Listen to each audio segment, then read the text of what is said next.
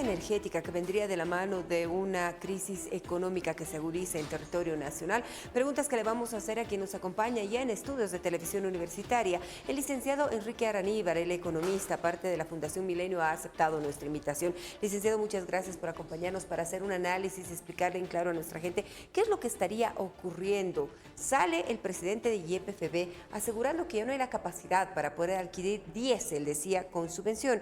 Es por ello que se toma la decisión de suspender la misma en territorio nacional. Esto da vialidad y seguridad, garantizando una posible normalización en la venta de combustible en territorio nacional. Bienvenido. Muchas gracias por la invitación. Sí, resultan bastante preocupantes las declaraciones del presidente de YPFB, que nos dice en pocas palabras: no puedo hacer mi trabajo, no podemos hacer nuestro trabajo, y no da certidumbre sobre cuándo podría estar solucionándose. A pesar de que dice, sí, estamos viendo otras opciones, que vamos a priorizar el sector productivo y demás, no hay nada concreto. Es simplemente posibilidades de podremos hacer esto, podremos solucionar, pero no existe ciencia cierta un horizonte en el que se diga, miren, sí, de aquí a una semana vamos a concretar esto, de aquí a 2 semanas esto y de aquí a 3 semanas ya tenemos. No, es como estamos viendo opciones y la situación es cada vez más apremiante. Licenciado, yo hacía referencia a que esta crisis energética vendría de la mano de una crisis económica. Ha llamado la atención también la presentación y aprobación de un decreto supremo. El mismo estaría permitiendo, para este tema del abastecimiento de combustibles, utilizar divisas virtuales. Lo habíamos conversado en su momento respecto a la potencialidad que puede tener el adquirir una divisa virtual. Pero en esta situación por la cual atraviesa el país, ¿sería también una solución inmediata o una desesperación por parte del gobierno para normalizar lo que estamos viviendo? Simplemente sería una medida de emergencia, una medida que serviría para tratar de pasar el momento, tratar de evitar que se agudice la situación, pero definitivamente no se la puede tomar como una medida que vaya a durar ni siquiera a mediano tiempo. El problema es estructural, el problema es de fondo. ¿Cuál sería ese problema de fondo? El problema y el más importante actualmente es el gasto del gobierno. Es increíble cómo el gobierno, a pesar de que incluso admite que tiene problemas económicos, que estamos en una crisis económica, de que no puede hacerse cargo, insiste en gastar como siempre. No tiene previsto bajar el gasto. En ningún momento vemos que el gobierno diga, no, estamos en problemas, estamos haciendo recortes, las empresas públicas recorta esta parte, el gasto del gobierno va a ser mucho. No, el gobierno en absoluto. Licenciado, ¿cómo debemos entender este recorte? Porque mucha gente asegura, ¿no? Si bien está gastando el gobierno o está destinando estos recursos a una inversión pública, cuando se habla de recortes, inmediatamente todos pensamos en, primero, en reducir personal, desempleo, totalmente vendría de la mano, o utilizar otro tipo de estrategias. ¿Cuáles serían esas estrategias para que no se agudice la crisis en la familia boliviana? El boliviano que se queda sin trabajo ve afectado el bolsillo y ahí viene más preocupación. Primeramente que entre el 70 y el 80%, depende de la estimación que se tome, el 70-80% de los trabajadores en Bolivia son informales. Entonces, a ellos los que pasan en el sector público no va a ser a lo que realmente termina afectando. Eso primeramente. Entonces, no sería un impacto muy grande en el empleo. Segundo, es interesante. Ciertamente la inversión pública se ve como algo positivo, pero si uno ve, por ejemplo, la planta de Bulo Bulo, si uno ve la empresa de cemento, ve la empresa de papel, esa es inversión pública. ¿Y qué beneficios tenemos? Son pérdidas. En realidad son pérdidas. La inversión en la empresa azucarera San Buenaventura, que de paso se hizo con crédito nacional, etcétera, etcétera. Entonces vemos que en realidad el costo es muy alto y no tenemos beneficios.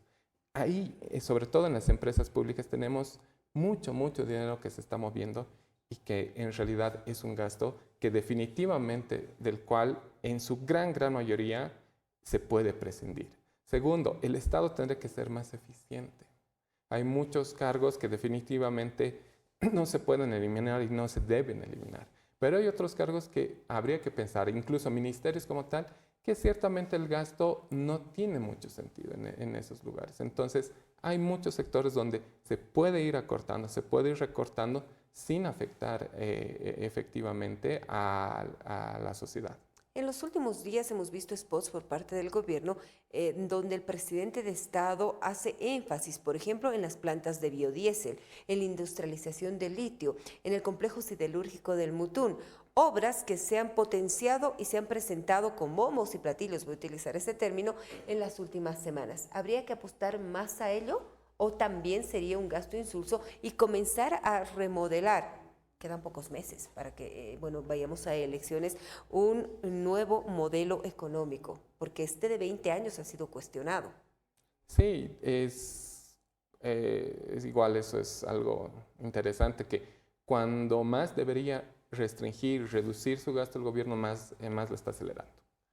El gobierno, si bien, al menos para tratar de acabar su gobierno de manera regular y tratar de salvar la situación, debería reducir el gasto. No debería estar tratando de presentar que esta obra, que inversión aquí. No, en realidad se debería dedicar a mantener el equilibrio, a tratar de mantener la situación lo más estable posible dentro de lo que cabe, porque ya está, o sea, ya es inevitable, y el mismo gobierno lo admitió, que estamos en una situación complicada, que estamos en una crisis y que hay que tomar medidas radicales. El gobierno posiblemente porque está de salida no lo sea perfecto, pero no debería estar exacerbando la situación. Escuchábamos una producción especial donde recordábamos intervenciones por parte del gobierno, la ministra de la Presidencia, y hacía referencia al bloqueo de los créditos en la Asamblea Legislativa Plurinacional. Ayer varias autoridades, incluida ella, la viceministra de Comunicación, salieron a hablar con los medios de comunicación a explicar cuál es el origen para poder aprobar estos créditos, ¿no? Cumplir con todo lo que implica la solicitud de manera internacional, volver al país, como dice la Constitución Política del Estado, entregar a la Asamblea Legislativa Plurinacional. En ninguno debería decir crédito para compra de combustibles. Aseguran que el crédito ingresa en dólares, si es para un puente, se lo cambia a bolivianos, se paga todo lo que implica la construcción del puente en territorio nacional y esas divisas estarían ya generando movimiento. ¿Qué es lo que debería ocurrir con estos créditos en dólares? ¿La responsabilidad sería ahora de la Asamblea Legislativa Plurinacional o estamos buscando un culpable dentro de la cultura de los bolivianos? En realidad estaría buscando un culpable definitivamente. Hemos visto que el gobierno mes tras mes insiste en que se tiene que aprobar los créditos, pero en realidad estos créditos lo único que quería es darle un respiro al gobierno, pero no beneficiaría al grueso de la sociedad boliviana. Lo único que quería es que el gobierno tenga ingresos y me temo que en realidad si bien esos dólares ingresen, no se los gaste inmediatamente. Entonces imagino que obviamente, y hay que decirlo, esa deuda se registraría como un incremento de las reservas. Entonces ahí tenemos esa jugada. El gobierno presentaría, miren, las reservas han subido, como el año pasado, que se presentó a diciembre del 2024. Se dijo que llegó a 1.900 millones de dólares las reservas y que son 200 millones más que el año pasado, cierto. Pero el pequeño detalle es que esos 200 dólares de incremento se debieron exclusivamente al oro. Cuando vemos lo que son divisas efectivo, cayeron.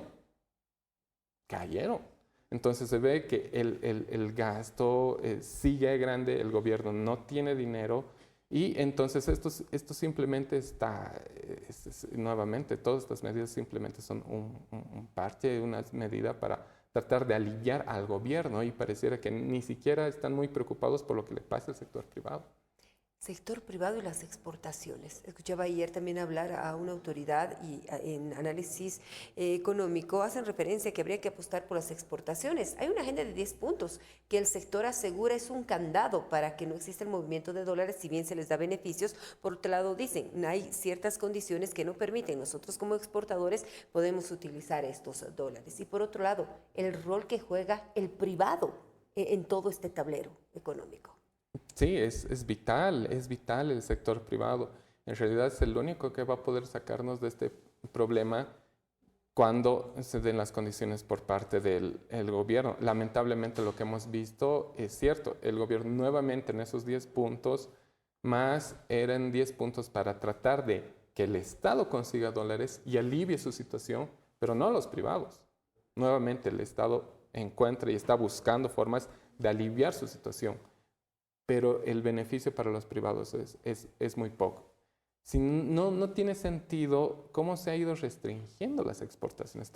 Se habla y se dice, no, queremos beneficiar y fomentar las exportaciones, sin embargo hay restricciones a distintos sectores. ¿Por qué? Porque los precios internos, el pretexto es que los precios internos están muy altos y la especulación y es... Claro, pero al final de cuentas lo que termina siendo es una restricción increíble a las exportaciones. Lo último que se tenía era la carne. Las exportaciones de carne fueron mayores a $200 millones el año pasado. Eso es más de lo que se espera, por ejemplo, en este inicio con con el Mutún. Entonces vemos que es un sector importante y que fue difícil ingresar al mercado chino. Hay muchas exigencias y costó mucho ingresar a ese mercado y de repente se restringe la exportación. Entonces vemos que ahí hay una contradicción que el gobierno dice, sí, queremos apoyar, queremos recibir dólares, pero sin embargo lo restringe. Entonces, ciertamente las señales son que al gobierno lo único que le interesa es aliviar la situación fiscal, la situación del gobierno como tal, pero no del sector privado. Para terminar, la pregunta se la hace nuestra gente. Comenzó la suspensión a la subvención en el diésel. Piden muchos que sea de manera sectorial, primero el agro, los productores, para que no afecte a la familia boliviana. El siguiente paso sería suspender la subvención de la gasolina en territorio nacional. Es la más barata en Latinoamérica. Lamentablemente estamos viendo los costos y en mucho sentido. No solamente es que hacer fila es un costo de oportunidad muy grande. Cuando uno tiene que estar 2 a 4 horas, incluso 6 horas haciendo fila para conseguir gasolina, todas esas horas no está ganando dinero. O se está dedicando a hacer una actividad que es muy poco productiva, ahí vemos que el costo de la gasolina es mucho más alto. Y cuando vemos en los coches que hay problemas con los inyectores, que por la gasolina que están importando se están generando problemas en los motores, entonces la gasolina ya está mucho, mucho más cara de lo que aparece en el pizarrón. Esos costos que no estamos tomando en cuenta ciertamente muestran que, y vemos, ¿no?, que ya hay muchas personas que dicen, quiten la subvención. Entonces, definitivamente es necesario, ya la población está viendo que siquiera para solucionar parte del problema, porque nuevamente no hay una medida que solucione todo el problema, son un paquete de medidas, porque el problema es estructural. Entonces, para tratar de paliar siquiera este problema de la gasolina, eliminar la subvención sería algo importante. Y nos quedamos con esa apreciación. ¿Usted qué opina? Tiene el comentario final. Licenciado, muchas gracias. Que sea esta serie de paquetes que sean analizados y bueno, me imagino va a ser algo que también vamos a estar nosotros hablando en los próximos meses hasta que los bolivianos lleguemos a las urnas. Un gusto tenerlo en esta mañana. No, muchas gracias por la invitación. Nos ha acompañado Enrique Araníbal, es parte de la Fundación Milenio. El análisis económico ha llegado de esta manera en Primera Impresión.